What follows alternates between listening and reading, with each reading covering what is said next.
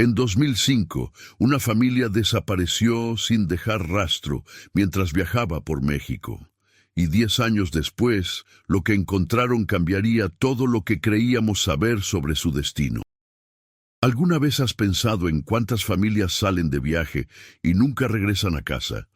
Esta es la historia de los Reis, una familia que desapareció sin dejar rastro en las carreteras del norte de México en 2005. Lo que encontraron 10 años después cambió todo lo que creíamos saber sobre su destino. Todo comenzó un viernes por la mañana del 18 de marzo de 2005, en la ciudad de Monterrey, Nuevo León. La familia Reis estaba emocionada. Después de meses de planificación, finalmente había llegado el momento de emprender el viaje que habían estado soñando, conocer las pirámides de Teotihuacán y pasar unas vacaciones familiares en la Ciudad de México. Miguel Reis, de 42 años, era mecánico en un taller local. Un hombre trabajador, de manos callosas y sonrisa fácil, que había ahorrado peso por peso durante 2 años para hacer realidad este viaje familiar. Su esposa, Patricia, de 38 años, trabajaba como secretaria en una escuela primaria. Era una mujer organizada, de esas que hacían listas para todo y siempre llevaba una agenda llena de notas y recordatorios. Sus hijos completaban el cuadro perfecto de una familia mexicana de clase media. Alejandra, de 16 años, una adolescente rebelde, pero de buen corazón que acababa de terminar la preparatoria, y Diego, de 12 años, un niño curioso obsesionado con los videojuegos y las historias de aventuras. La mañana de la partida, los vecinos de la colonia Independencia los vieron cargando su Tsuru azul claro, modelo 2001. Miguel había revisado el coche 3 veces la noche anterior. Aceite, llantas, frenos, radiador. Todo estaba en perfecto estado. Patricia había empacado con la precisión de un cirujano. Ropa para 5 días, medicinas, snacks y una cámara desechable para capturar los recuerdos. «Papá, ya vámonos», gritaba Diego desde el asiento trasero, mientras Alejandra se ponía los audífonos de su Walkman, fingiendo que no estaba emocionada. Pero sus ojos brillaban de una manera que solo los padres pueden reconocer. A las 8:30 de la mañana, Miguel encendió el motor. El sonido del Tsuru era familiar, reconfortante. Patricia tenía el mapa desplegado sobre sus piernas. En 2005, los GPS aún no eran comunes en México, y menos para familias como los Reis. Habían trazado cuidadosamente la ruta. Tomarían la carretera federal 40 hacia el oeste, pasarían por Saltillo, luego conectarían con la 57 hacia San Luis Potosí y finalmente llegarían a la Ciudad de México. ¿Están listos para la aventura de sus vidas?, preguntó Miguel, mirando por el espejo retrovisor a sus hijos. «Sí», respondieron al unísono. Doña Esperanza, la vecina de al lado, los despidió desde su ventana.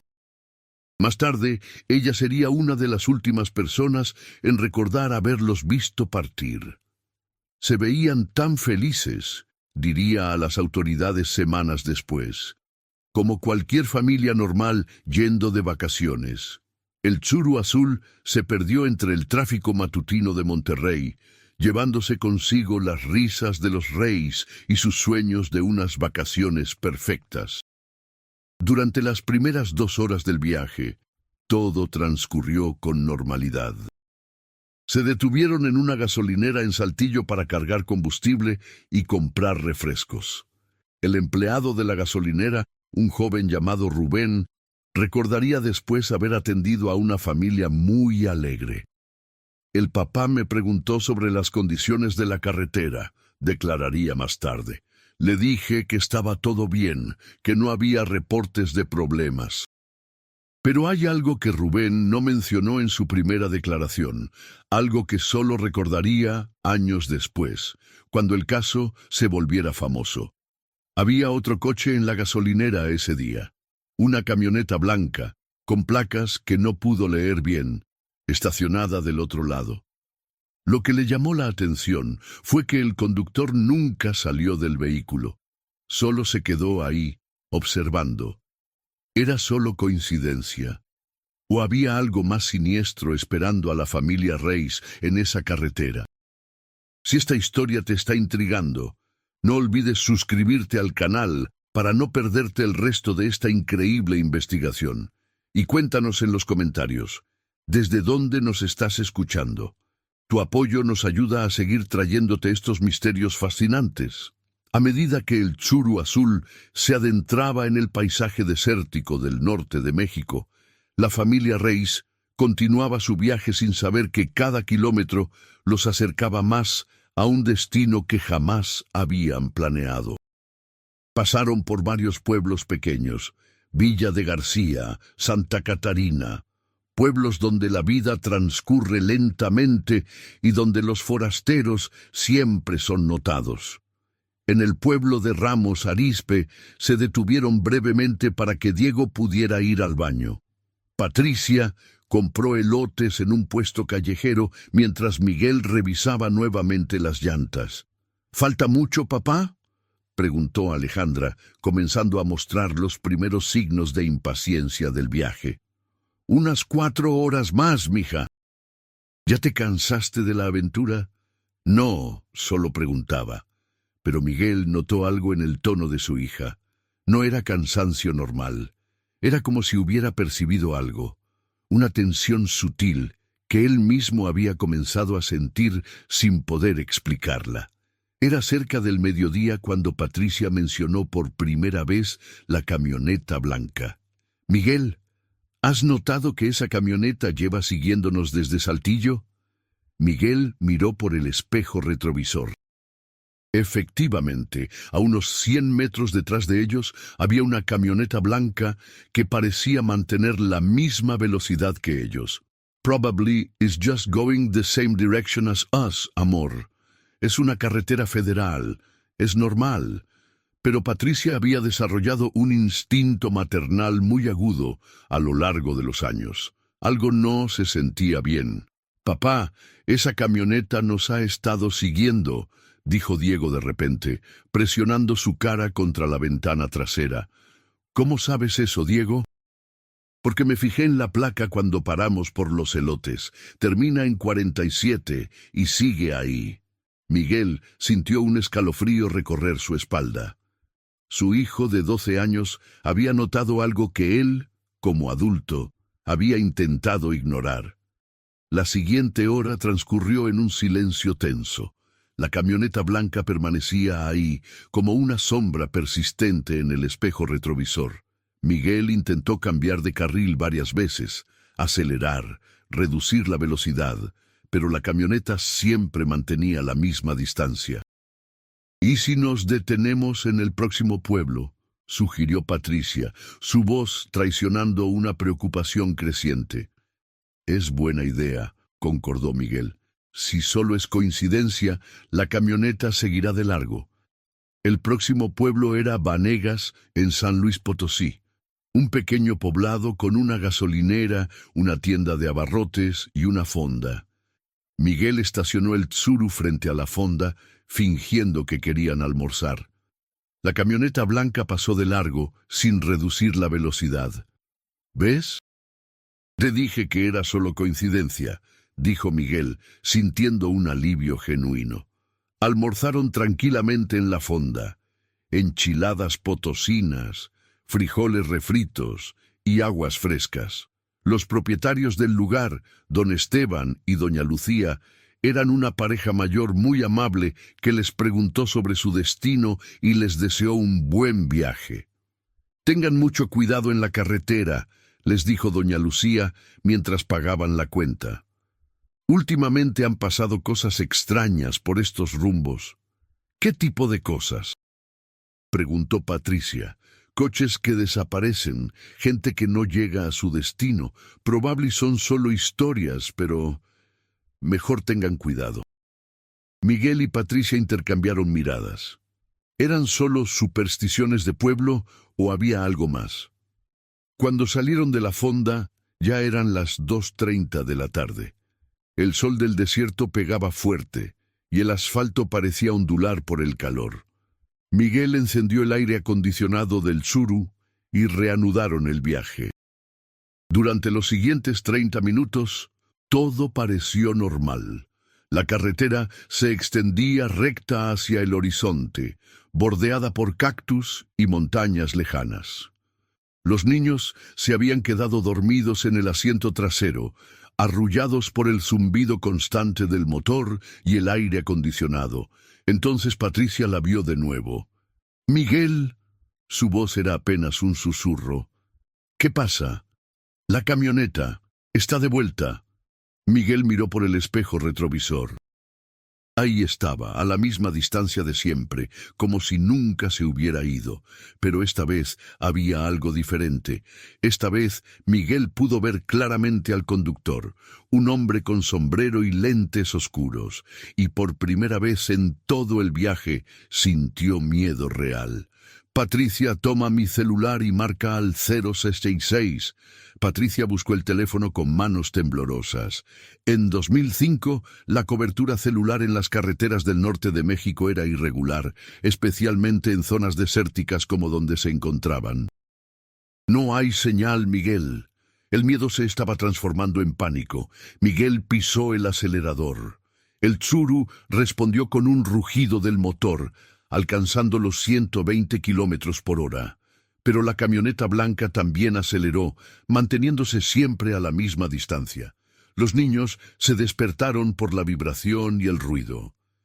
«¿Qué está pasando?», preguntó Alejandra, notando inmediatamente la tensión en el ambiente. «Nada, mija, todo está bien», mintió Miguel. Pero nada estaba bien. Y lo que estaba a punto de suceder cambiaría para siempre el destino de la familia Reis. Mientras el Tsuru azul aceleraba por la carretera desierta, perseguido por una camioneta blanca cuyas intenciones permanecían en el misterio, una pregunta resonaba en la mente de Miguel: ¿quién los estaba siguiendo y por qué? La respuesta a esa pregunta tardaría 10 años en ser encontrada, enterrada junto con su coche en un lugar que nadie hubiera imaginado. Pero ¿qué pasó realmente en esa carretera desierta? ¿Quién era el hombre de la camioneta blanca? Y lo más importante, ¿por qué la familia Reis se convirtió en objetivo de alguien que los había estado observando desde mucho antes de que comenzara su viaje?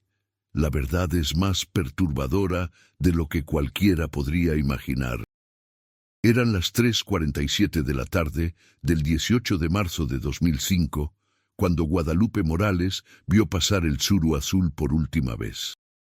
Guadalupe trabajaba en el único puesto de frutas a la orilla de la carretera federal 40, justo antes del desvío hacia Real de 14. Había estado vendiendo naranjas, jícamas y chicharrones desde las 6 de la mañana, y ya se preparaba para cerrar cuando notó el coche azul que se acercaba a gran velocidad. Venía muy rápido, recordaría después en su testimonio, más rápido de lo normal para esa parte de la carretera, y detrás venía una camioneta blanca que también iba muy rápido. Lo que Guadalupe no sabía era que estaba presenciando los últimos momentos documentados de la familia Reis en vida. Dentro del Tsuru, la tensión había alcanzado un punto crítico. Miguel tenía las manos aferradas al volante con tanta fuerza que sus nudillos se habían vuelto blancos. Patricia mantenía su celular en la mano, revisándolo cada pocos segundos, esperando que apareciera, aunque fuera una barra de señal. «Papá, tengo miedo», susurró Diego desde el asiento trasero. Miguel miró a su hijo por el espejo retrovisor. Los ojos del niño reflejaban una comprensión terrible. Algo muy malo estaba pasando. «Todo va a estar bien, hijo, te lo prometo». Pero ¿cómo podía prometérselo cuando él mismo no sabía qué estaba ocurriendo? Alejandra, que había permanecido en silencio, de repente señaló hacia adelante. «Papá, mira, hay un desvío». A unos 500 metros adelante, efectivamente había un desvío de terracería que se perdía entre los cerros. No había señalización, solo un camino de tierra que parecía dirigirse hacia las montañas. ¿Qué opinas, Patricia? Tomamos el desvío. Patricia miró hacia atrás. La camioneta blanca seguía ahí, inmutable, como un depredador acechando a su presa. Sí, tómalo.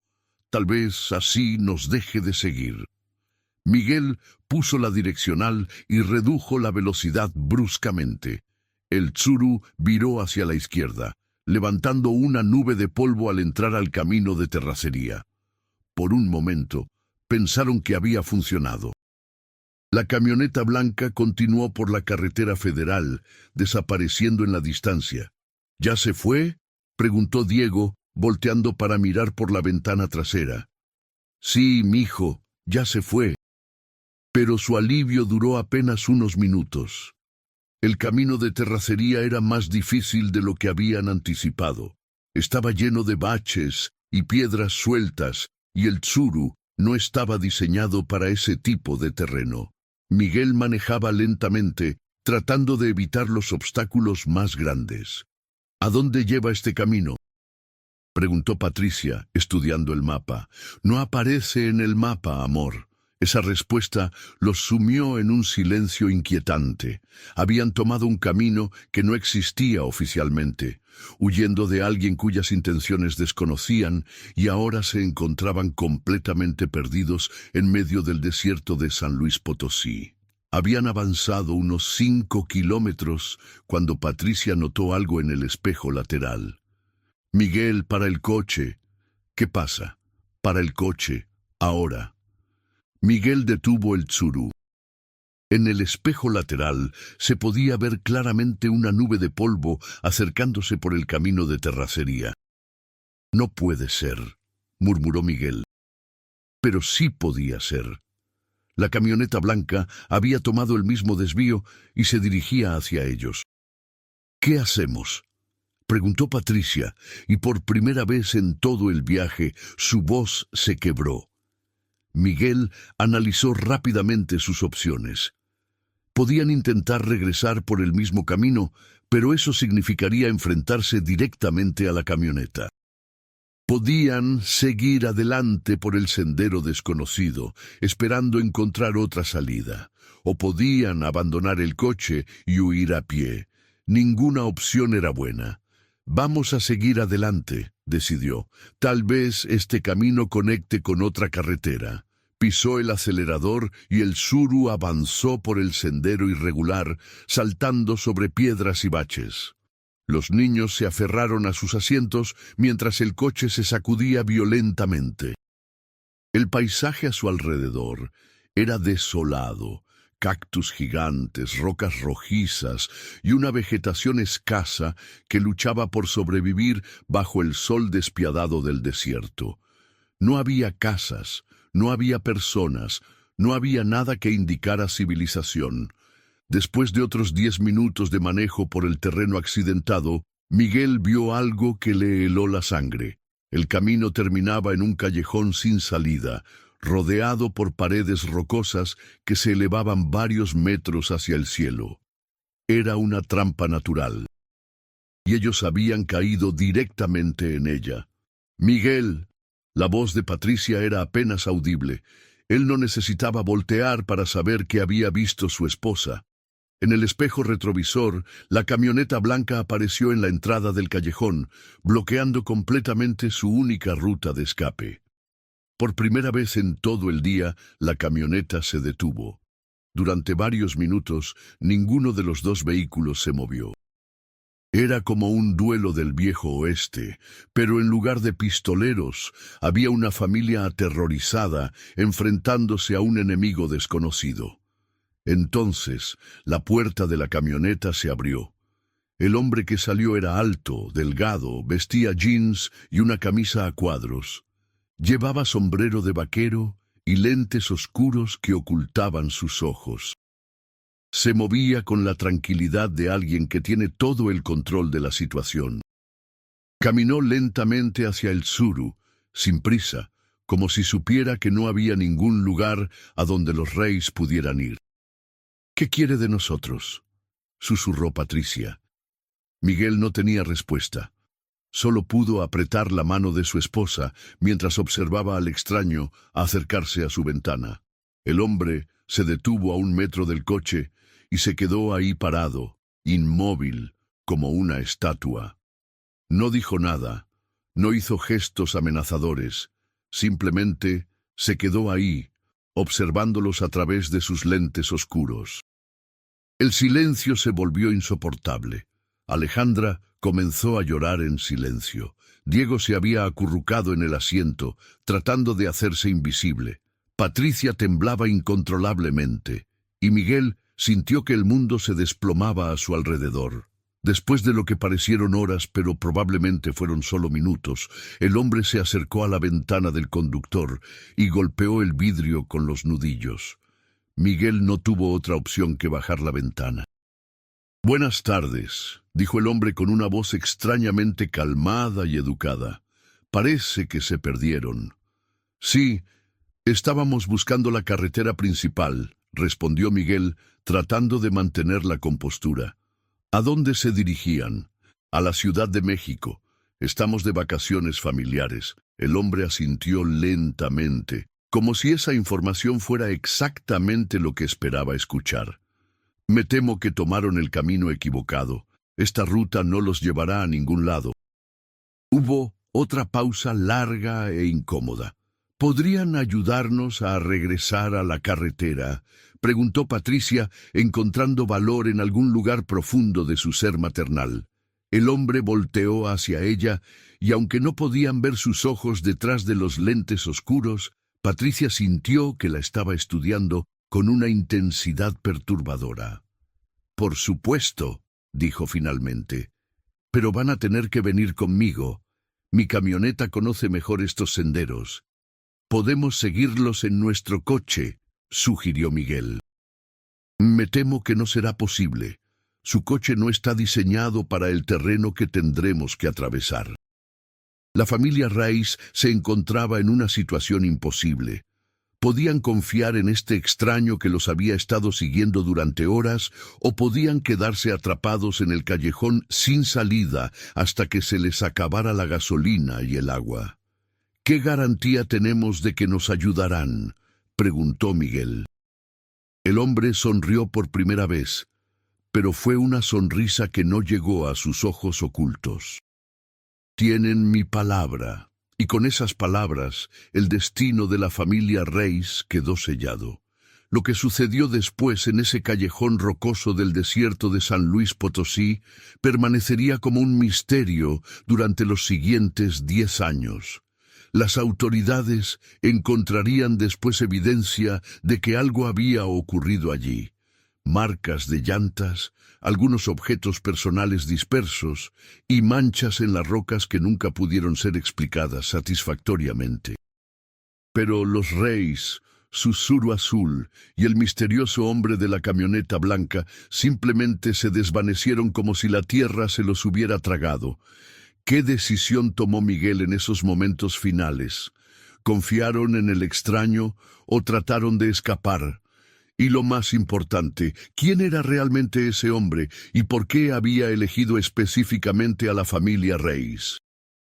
Las respuestas a esas preguntas estaban enterradas en algún lugar del desierto mexicano, esperando a ser descubiertas por alguien con la determinación suficiente para buscarlas. El lunes 21 de marzo de 2005, 3 días después de que la familia Reis debería haber llegado a la Ciudad de México, el teléfono de la Procuraduría General de Justicia de Nuevo León no paraba de sonar. La llamada más desesperada llegó a las 8:30 de la mañana. Era Leticia Reis, hermana de Miguel, quien había estado esperando a la familia en su casa de la colonia Roma Norte desde el viernes anterior. «Mi hermano nunca falta a su palabra», le explicaba al comandante Roberto Vázquez, quien había tomado el caso. «Si dijeron que llegarían el viernes en la noche, algo malo les pasó». El comandante Vázquez había visto cientos de casos de personas desaparecidas a lo largo de su carrera de 20 años.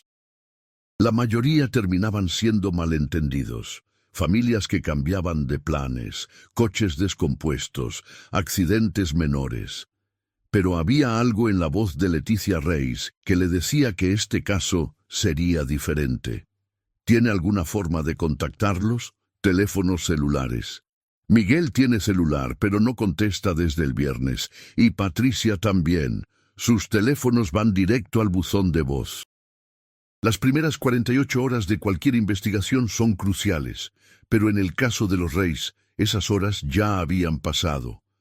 El comandante Vázquez sabía que cada minuto perdido reducía las posibilidades de encontrarlos con vida. La primera pista real llegó el martes por la mañana. Rubén Castillo, el empleado de la gasolinera en Saltillo, había escuchado en las noticias locales sobre la familia desaparecida y recordó haberlos atendido el viernes pasado. Vinieron como a las 11 de la mañana, le dijo al comandante Vázquez por teléfono. Una familia muy amable. El papá me preguntó sobre las condiciones de la carretera. ¿Notó algo extraño en su comportamiento? No, para nada. Se veían felices, emocionados por su viaje. Vio si alguien más los siguió cuando se fueron. Hubo una pausa larga en la línea telefónica. Ahora que lo menciona, había una camioneta blanca estacionada del otro lado. El conductor nunca se bajó. Pensé que era raro, pero no le di importancia en ese momento. Esa fue la primera mención de la camioneta blanca y le dio a la investigación su primera pista real. El comandante Vázquez inmediatamente envió equipos a revisar todas las gasolineras y restaurantes a lo largo de la ruta que los Reis habían planeado tomar. Lo que encontraron fue una serie de avistamientos que confirmaban sus peores temores. En Ramos Arizpe, la vendedora de elotes recordaba perfectamente a la familia. La señora compró 3 elotes y me preguntó cuánto faltaba para llegar a México. Se veían un poco nerviosos, como preocupados por algo. En Vanegas, don Esteban y doña Lucía, los propietarios de la fonda, también los recordaban claramente. Almorzaron aquí, confirmó don Esteban, pero ahora que lo pienso, el señor se veía intranquilo. Seguía mirando hacia la carretera, como si esperara a alguien. ¿Mencionaron algo sobre alguien que los estuviera siguiendo?, preguntó el detective que los entrevistó. No directamente, respondió doña Lucía, pero cuando les dije que tuvieran cuidado porque habían pasado cosas extrañas por estos rumbos, se pusieron muy serios. El último avistamiento confirmado llegó de Guadalupe Morales, la vendedora de frutas. Los vi pasar muy rápido como a las 4 de la tarde, declaró. Y sí, había una camioneta blanca siguiéndolos. Los 2 coches iban a mucha velocidad, como si fuera una persecución. ¿Hacia qué dirección se dirigían? Hacia el oeste, por la Federal. Pero después de eso ya no los volvió a ver nadie. Con esta información, el comandante Vázquez sabía exactamente dónde enfocar la búsqueda. Organizó equipos de rastreo que recorrieron cada kilómetro de la carretera Federal 40 entre Vanegas y Real de 14. Pero no encontraron nada. No había rastros del Tsuru azul, no había evidencia de accidentes, no había reportes de coches abandonados. Era como si la familia Reis hubiera sido tragada por el desierto. La frustración comenzó a crecer tanto en las autoridades como en la familia. ¿Cómo puede desaparecer un coche con 4 personas sin dejar rastro?, preguntaba Leticia Reis en cada reunión con los investigadores. Era una pregunta válida que obsesionaría al comandante Vázquez durante años. La primera teoría oficial fue un accidente. El terreno desértico del norte de México estaba lleno de barrancos y cañones, donde un coche podría caer sin ser visto desde la carretera. Se organizaron búsquedas aéreas con helicópteros, se revisaron todos los barrancos accesibles, Se interrogó a conductores de camiones que frecuentaban esa ruta. Nada. La segunda teoría fue más siniestra: secuestro. En 2005, el norte de México ya comenzaba a experimentar el aumento de la violencia relacionada con el narcotráfico. Familias completas habían sido secuestradas antes, especialmente si los criminales pensaban que tenían dinero. Pero los Reyes no tenían dinero. Miguel era un mecánico de clase trabajadora. Patricia, una secretaria de escuela. No había razón para que alguien los considerara objetivos valiosos para un secuestro. Además, nunca llegó una llamada pidiendo rescate. La tercera teoría era la más perturbadora. Habían encontrado con algo o alguien en esa carretera que no querían que fuera encontrado. Esta teoría ganó fuerza cuando el comandante Vázquez comenzó a investigar otros casos similares en la región. Lo que descubrió lo mantuvo despierto durante noches enteras. En los últimos 5 años había habido al menos 8 casos de personas que habían desaparecido en esa misma área. No todas eran familias. Algunos eran viajeros solitarios, otros eran parejas. Pero todos tenían algo en común. Habían desaparecido sin dejar rastro en un tramo específico de la carretera federal 40. ¿Por qué nadie conectó estos casos antes?, le preguntó Vázquez a su superior, el coronel Mendoza. Porque ocurrieron en diferentes estados, bajo diferentes jurisdicciones: Nuevo León, Coahuila, San Luis Potosí. Cada uno investigó su caso por separado. Esa falta de coordinación entre estados había permitido que un patrón terrible permaneciera oculto durante años. Vázquez decidió contactar personalmente a cada uno de los comandantes que habían investigado los casos anteriores. Las conversaciones fueron reveladoras. En Coahuila, el comandante Restrepo le contó sobre una pareja de recién casados que había desaparecido en 2002. Encontramos su coche quemado a 50 kilómetros de la carretera federal, pero nunca encontramos los cuerpos. En San Luis Potosí, la comandante García había investigado la desaparición de un empresario que viajaba solo en 2003. Su coche apareció completamente limpio en un pueblo a 200 kilómetros de donde debería haber estado. Como si alguien lo hubiera lavado cuidadosamente antes de abandonarlo. Cada caso tenía elementos extraños que no encajaban con explicaciones simples. Pero el caso más perturbador había ocurrido apenas 6 meses antes de la desaparición de los Reyes.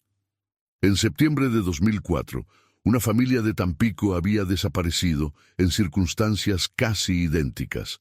Los González, padre, madre y 2 hijos adolescentes, viajando en su coche familiar hacia Guadalajara para unas vacaciones. Nunca llegaron a su destino. ¿Encontraron algo?, le preguntó Vázquez al comandante que había investigado el caso. Solo una cosa extraña. Un testigo reportó haber visto su coche siendo seguido por una camioneta blanca. El patrón estaba volviéndose demasiado claro para ser coincidencia.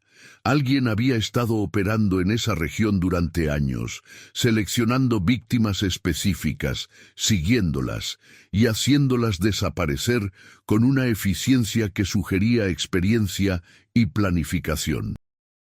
¿Pero quién era? ¿Y por qué elegía específicamente familias que viajaban por esa carretera? La respuesta a esas preguntas llevó a Vázquez a una investigación más profunda sobre la historia de la región. Lo que descubrió en los archivos municipales lo dejó helado. En los años 1970 y 1980, esa misma área había sido conocida por algo más siniestro: contrabando. No solo de drogas, sino de personas. Redes de tráfico humano que operaban en la frontera entre estados, aprovechándose de la falta de coordinación entre jurisdicciones. ¿Es posible que estas redes nunca hayan sido completamente desmanteladas?, se preguntó Vázquez. La posibilidad era aterradora, pero cada vez más plausible. Mientras tanto, las búsquedas continuaron durante semanas. Voluntarios de Monterrey se organizaron para peinar el desierto. La historia había captado la atención de los medios nacionales, y la presión sobre las autoridades aumentaba cada día. Pero después de 2 meses de búsqueda intensiva, el caso de la familia Reis fue oficialmente clasificado como desaparición sin resolver. No significa que hayamos dejado de buscar, le aseguró Vázquez a Leticia Reis. Significa que necesitamos nueva evidencia para continuar. Esa nueva evidencia tardaría 10 años en aparecer.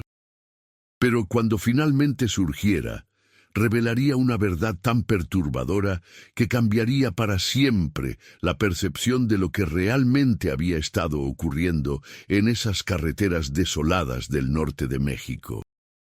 ¿Quién era el hombre de la camioneta blanca?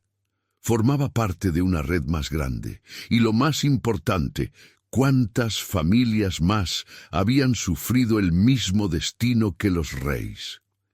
Las respuestas estaban enterradas en el desierto, esperando a que alguien tuviera el valor de desenterrarlas.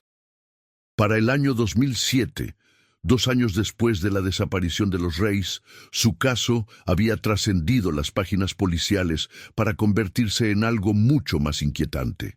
Una leyenda urbana que se extendía por todo el norte de México. Los camioneros que transitaban regularmente la carretera federal 40 comenzaron a contar historias extrañas en las paradas de descanso. Historias que el comandante Vázquez había catalogado como testimonios no oficiales, pero que no podía ignorar completamente. La primera de estas historias llegó de Armando Gutiérrez, un conductor de tráiler con 30 años de experiencia recorriendo las carreteras mexicanas. «Comandante, yo sé que esto va a sonar loco», le dijo Armando durante una entrevista informal en una gasolinera de Saltillo. «Pero esa carretera está maldita. He visto cosas que no tienen explicación». «¿Qué tipo de cosas, señor Gutiérrez?» «Camionetas blancas que aparecen y desaparecen como fantasmas. Coches que de repente ya no están donde deberían estar.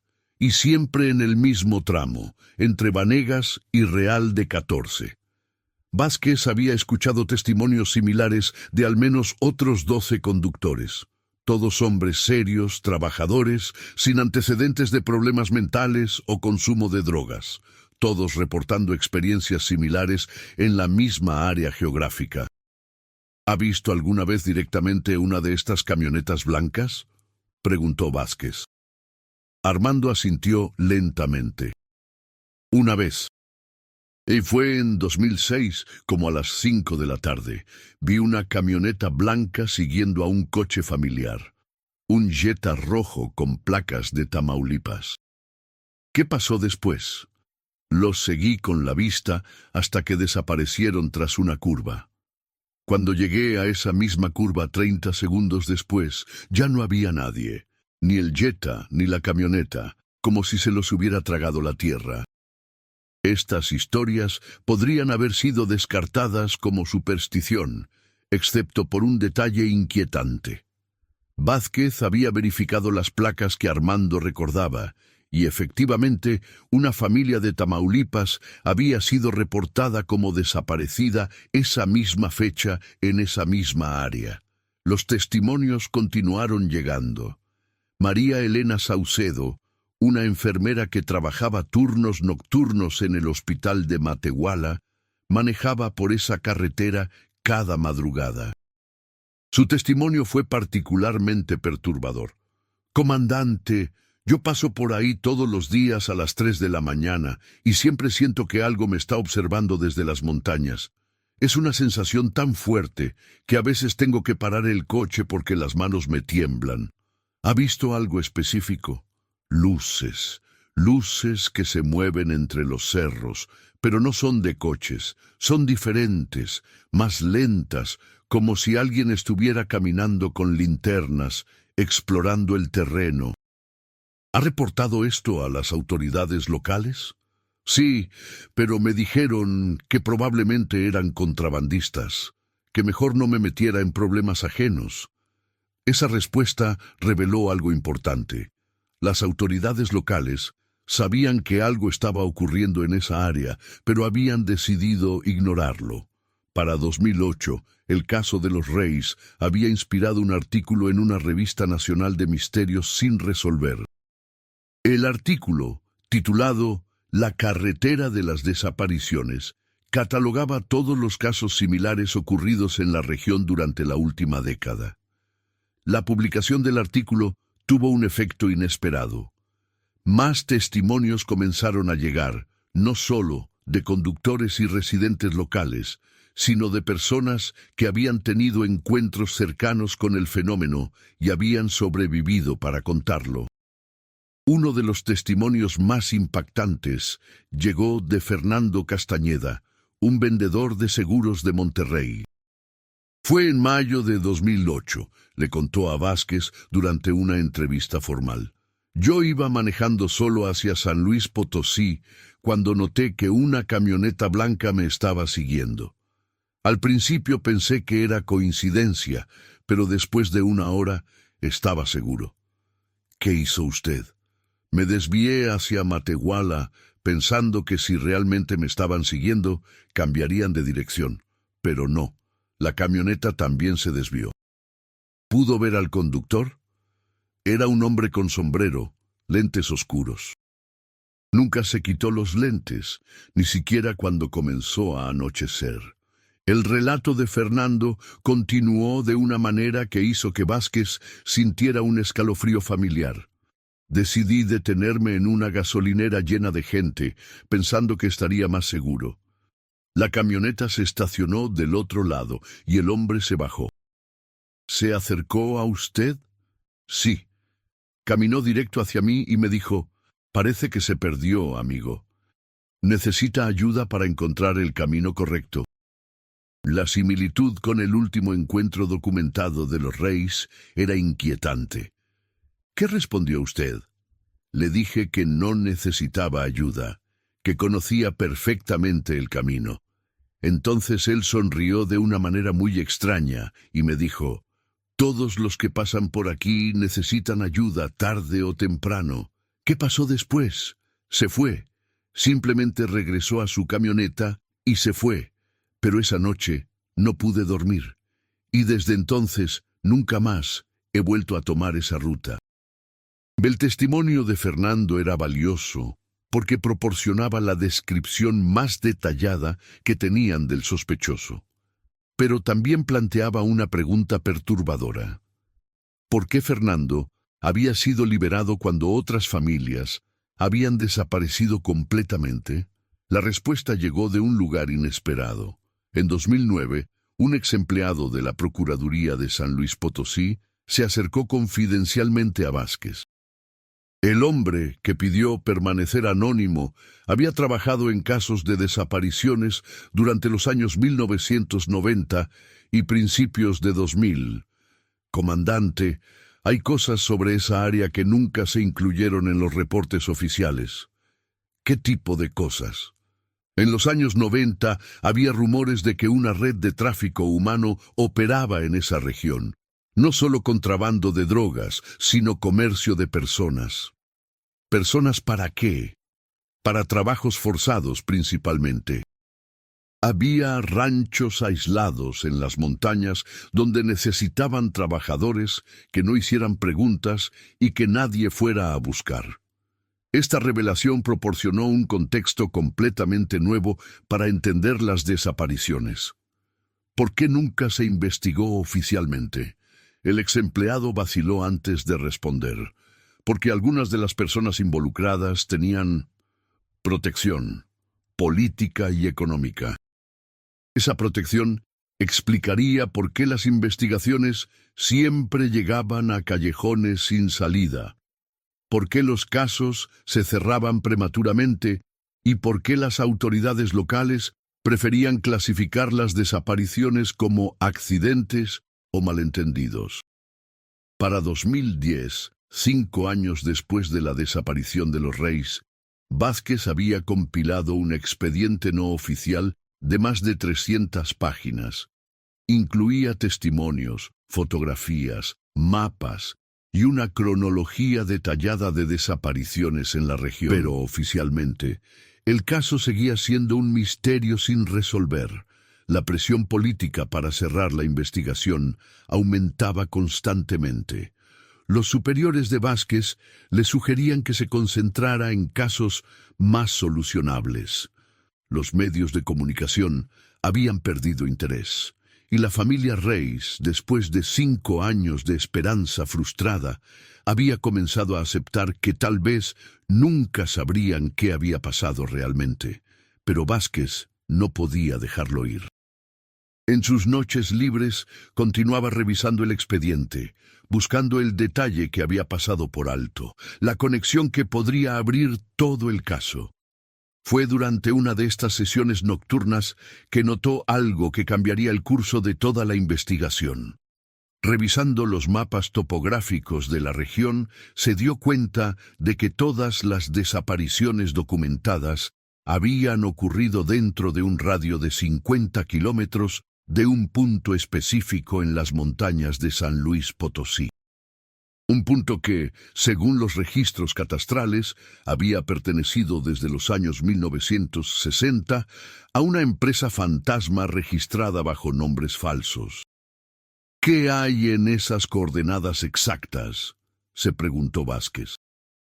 La respuesta a esa pregunta lo llevaría a solicitar imágenes satelitales de la zona, imágenes que revelarían estructuras artificiales ocultas entre los cerros, estructuras que no aparecían en ningún mapa oficial. Mientras tanto, en esas mismas montañas, enterrados bajo toneladas de tierra y rocas, los restos de la familia Reis y su suru azul esperaban pacientemente a ser descubiertos. Pero, ¿quién había construido esas estructuras ocultas? ¿Qué propósito tenían? Y lo más importante, ¿cuántas familias más habían terminado allí a lo largo de los años? La verdad era más siniestra de lo que cualquiera había imaginado y estaba a punto de ser revelada de la manera más inesperada. 10 de abril de 2015. 10 años, 3 semanas y 23 días después de la desaparición de la familia Reis, Raúl Mendoza nunca imaginó que lo que comenzó como un trabajo rutinario de construcción se convertiría en el descubrimiento más importante en la historia criminal del norte de México. Raúl trabajaba para una empresa constructora que había ganado el contrato para instalar torres de telecomunicaciones en las montañas remotas de San Luis Potosí. El trabajo requería excavar cimientos profundos en terreno rocoso, un proceso que normalmente tomaba días de trabajo pesado con maquinaria especializada. Era su segundo día excavando en las coordenadas específicas cuando la pala de su excavadora golpeó algo que claramente no era roca natural. «¡Oye, Joaquín!», le gritó a su compañero. «¡Ven a ver esto!». Lo que habían encontrado a 3 metros de profundidad era la esquina de algo metálico y azul. Algo que había estado enterrado intencionalmente bajo toneladas de tierra y piedras. «¿Qué crees que sea?», preguntó Joaquín. «No sé, pero no es natural. Vamos a llamar al supervisor». El supervisor de la obra, ingeniero Martínez, llegó 1 hora después. Lo que vio lo obligó a detener inmediatamente todos los trabajos y contactar a las autoridades. «Esto parece ser un vehículo enterrado», le reportó por teléfono al comandante de la Policía Estatal.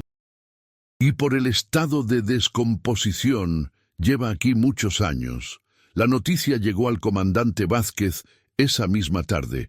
Después de 10 años de investigación frustrada, finalmente habían encontrado algo tangible. Vázquez llegó al sitio al día siguiente con un equipo completo de forenses y especialistas en excavación. Lo que encontraron superó todas sus expectativas y confirmó sus peores temores. Era un Nissan Suru azul claro, modelo 2001. Las placas, aunque corroídas por el tiempo, aún eran legibles. Las mismas placas registradas a nombre de Miguel Reis en 2005. Pero el coche no estaba solo. «Comandante», le dijo la forense doctor Ramírez, después de las primeras horas de excavación cuidadosa. «Hay restos humanos en el interior del vehículo, y por la disposición, parece que las 4 personas murieron dentro del coche. El proceso de excavación completa tomó 3 días. Cada objeto, cada fragmento, cada detalle fue catalogado meticulosamente. Lo que encontraron pintó un cuadro aterrador de los últimos momentos de la familia Reis. Los restos confirmaron la presencia de 4 personas: un hombre adulto, una mujer adulta, una adolescente y un niño. Las edades y características físicas coincidían perfectamente con Miguel, Patricia, Alejandra y Diego Reis. Pero lo más perturbador no fueron los restos en sí, sino las condiciones en las que fueron encontrados. «¿Nota algo extraño sobre la posición de los cuerpos?», le preguntó Vázquez a la doctora Ramírez. «Sí, están en posiciones que sugieren que permanecieron conscientes durante un tiempo después de ser enterrados. Hay evidencia de que trataron de escapar del vehículo desde el interior». Esa revelación hizo que Vázquez sintiera náuseas. La familia Reis había sido enterrada viva, pero las revelaciones más impactantes estaban por venir. Entre los objetos personales encontrados en el coche, había 3 elementos que cambiarían completamente la comprensión del caso. El primero era la cámara desechable de Patricia. Milagrosamente, había sobrevivido a 10 años bajo tierra en condiciones que habían preservado parcialmente el rollo fotográfico. El segundo era un cuaderno que había pertenecido a Alejandra. Sus páginas finales contenían anotaciones escritas a mano durante sus últimas horas de vida. El tercero era una fotografía Polaroid que no pertenecía a la familia Reis, una fotografía que había sido colocada intencionalmente en el tablero del coche. Las fotografías de la cámara desechable fueron procesadas por especialistas en un laboratorio de criminología en la Ciudad de México. De las 27 fotos del rollo, 18 habían sobrevivido en condiciones analizables. Las primeras fotos mostraban momentos felices de la familia preparándose para el viaje. Miguel revisando el coche, Patricia empacando, los niños posando sonrientes. Las fotos del 10 al 15 documentaban el viaje mismo, paisajes de la carretera, la parada en la gasolinera de Saltillo, el almuerzo en Banegas, pero las últimas 3 fotos supervivientes contaban una historia completamente diferente. La foto número 16 había sido tomada desde el interior del Tsuru y mostraba la camioneta blanca siguiéndolos en el espejo retrovisor. La foto número 17 mostraba el momento en que habían tomado el desvío de terracería, con la camioneta aún visible atrás. La foto número 18 era la más perturbadora. Había sido tomada por Patricia desde el asiento del pasajero y mostraba al hombre de la camioneta blanca acercándose a su ventana.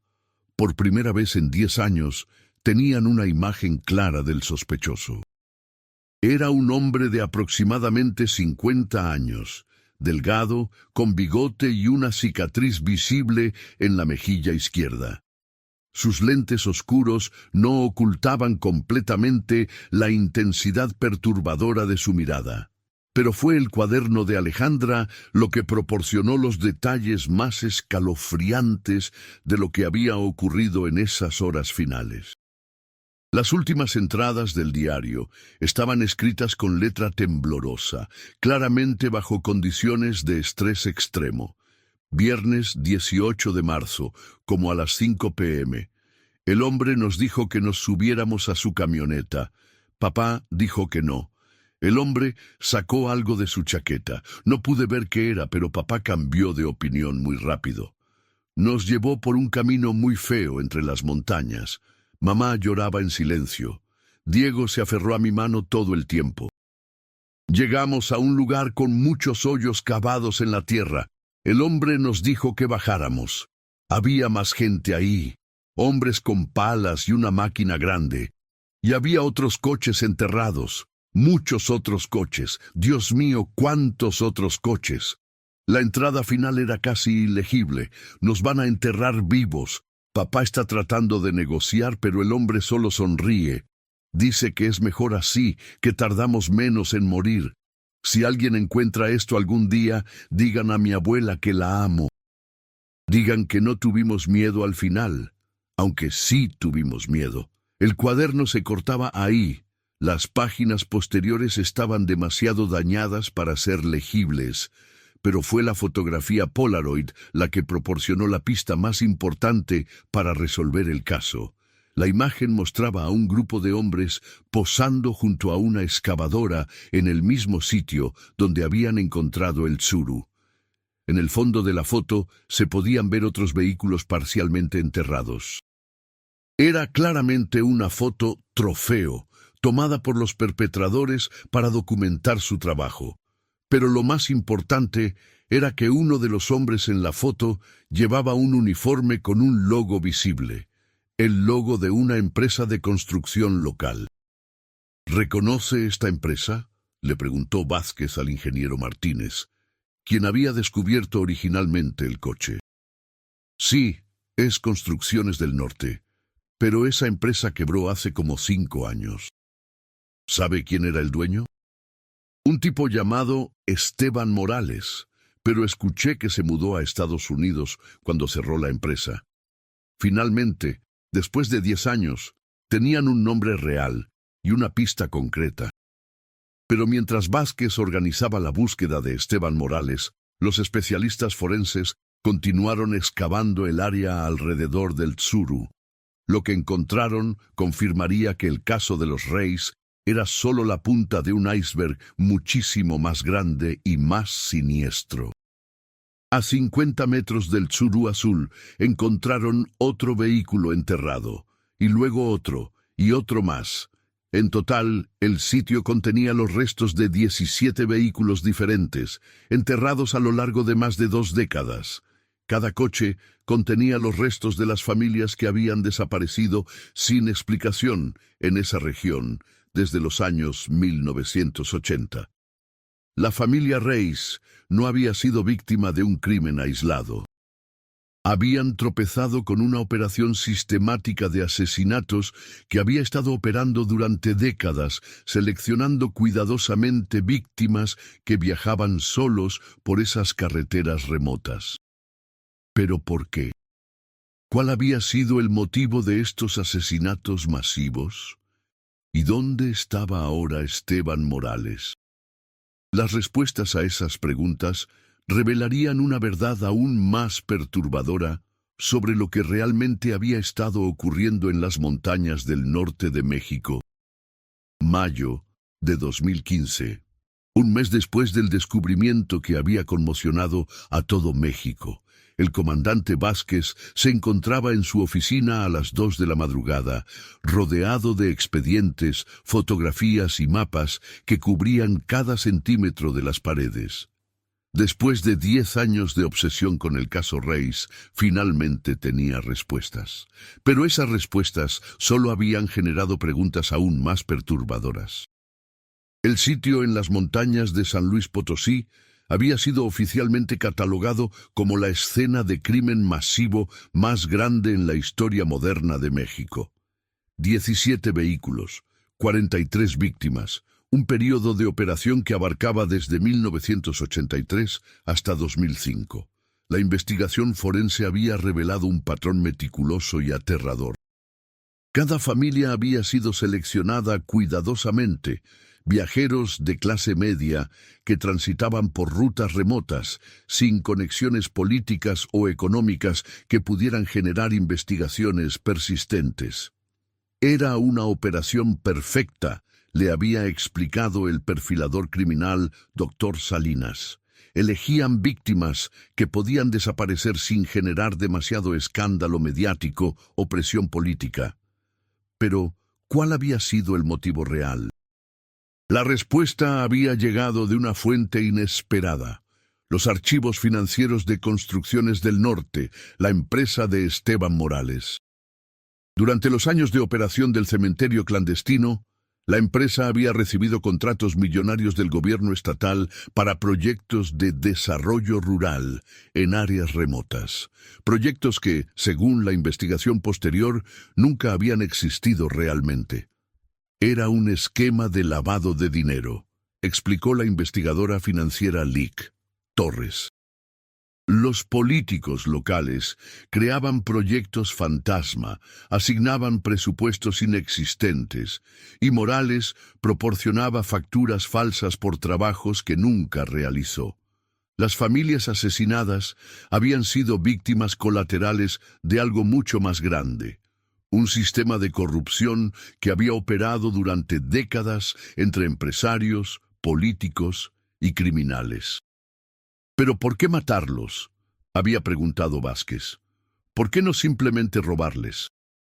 La respuesta era escalofriante en su simplicidad, porque algunas de las víctimas habían visto algo que no debían ver. El análisis de los sitios donde habían desaparecido las familias reveló que todos estaban ubicados cerca de rutas de contrabando. Los Reis y las otras familias habían tenido la mala fortuna de encontrarse en el lugar equivocado, en el momento equivocado, siendo testigos de operaciones que requerían eliminar cualquier evidencia. Una vez que los habían visto, no podían dejarlos ir, concluyó el doctor Salinas. Era más seguro hacerlos desaparecer completamente. La búsqueda de Esteban Morales había llevado a los investigadores hasta El Paso, Texas, donde había vivido bajo una identidad falsa desde 2010. Cuando las autoridades estadounidenses lo localizaron, lo encontraron muerto en su apartamento. Suicidio aparente, una bala en la cabeza y una nota que simplemente decía: «Ya no puedo vivir con esto». Con la muerte de Morales, la investigación perdió a su principal sospechoso, pero los documentos encontrados en su apartamento revelaron la magnitud real de la operación. Había registros detallados de cada asesinato, incluyendo fotografías, fechas y hasta evaluaciones de las víctimas. Un archivo meticuloso de 2 décadas de crímenes sistemáticos.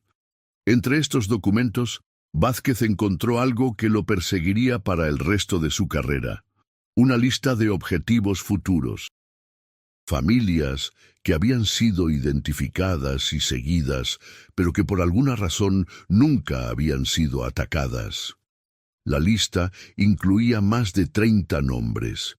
30 familias que habían estado a punto de sufrir el mismo destino que los Reis, pero que habían sido salvadas por circunstancias fortuitas, cambios de planes de último minuto, rutas alternativas o simplemente suerte. «Se dan cuenta de lo cerca que estuvimos de perder a muchas más familias», le comentó Vázquez a su equipo. Pero la revelación más perturbadora llegó cuando analizaron los documentos financieros más antiguos de la operación. La red criminal no había comenzado con Morales. Él había sido solo el último eslabón de una cadena que se extendía décadas atrás, involucrando a múltiples empresarios, políticos y criminales que habían usado las mismas montañas para el mismo propósito siniestro. «Estimamos que el número real de víctimas podría ser el triple de lo que hemos encontrado», admitió la doctora Ramírez. «Los cuerpos más antiguos simplemente se habrían descompuesto completamente». La investigación se expandió para incluir excavaciones en otros sitios marcados en los mapas de Morales. Lo que encontraron confirmó sus peores temores: más vehículos enterrados, más familias, más evidencia de una operación que había durado más de 40 años. Para diciembre de 2015, el número oficial de víctimas identificadas había alcanzado las 87 personas en 23 vehículos diferentes. La noticia había captado la atención internacional. Documentales, artículos de periódicos, programas de televisión.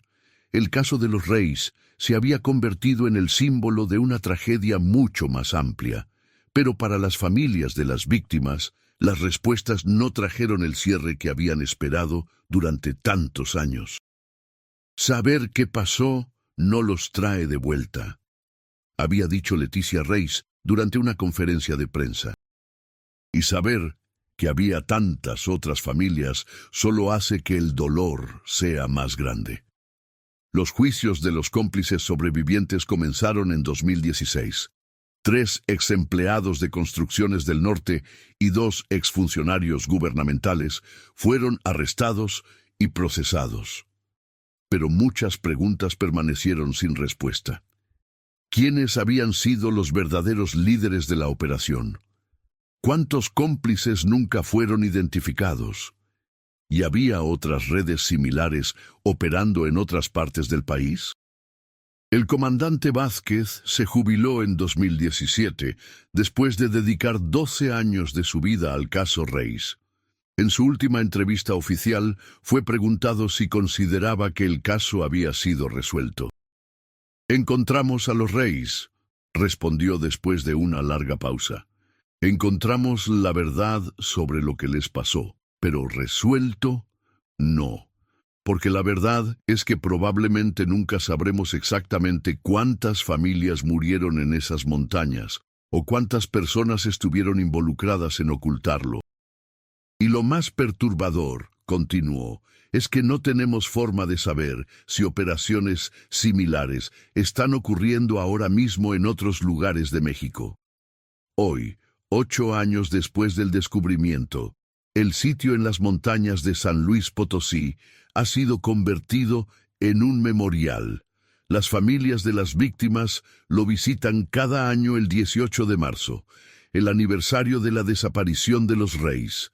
Pero las investigaciones nunca terminaron realmente. Cada año, nuevos testimonios llegan a las autoridades. Conductores que reportan camionetas blancas siguiéndolos en carreteras remotas. Familias que desaparecen durante viajes y nunca son encontradas. Sitios sospechosos en otras montañas que podrían esconder más secretos. La verdad, dice el actual comandante de la investigación, es que el caso Reis nos enseñó que México tiene muchos más secretos enterrados de los que queremos admitir. Los archivos del caso permanecen abiertos. Nuevas pistas son investigadas regularmente. Y las preguntas continúan sin respuesta. ¿Cuántas familias más están enterradas en lugares que aún no hemos encontrado? ¿Cuántos responsables nunca fueron capturados? ¿Y cuántas operaciones similares siguen activas en las carreteras remotas de México? La familia Reis encontró justicia, pero su historia se convirtió en algo más grande. Un recordatorio de que en las vastas extensiones del territorio mexicano hay verdades que permanecen ocultas bajo la tierra, esperando a ser descubiertas por alguien con la determinación de buscarlas.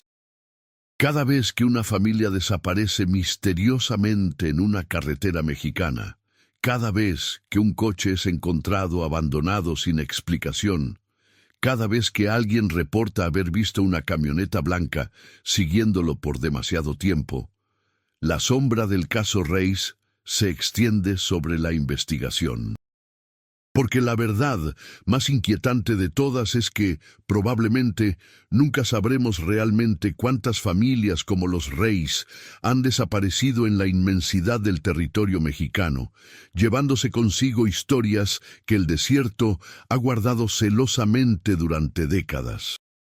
Y mientras las carreteras del norte de México siguen siendo transitadas cada día por miles de familias que viajan hacia sus destinos soñados, una pregunta permanece suspendida en el aire como una advertencia silenciosa. ¿Cuántos secretos más permanecen enterrados bajo las montañas, esperando ser descubiertos por la casualidad de una excavadora o el valor de alguien dispuesto a buscar la verdad?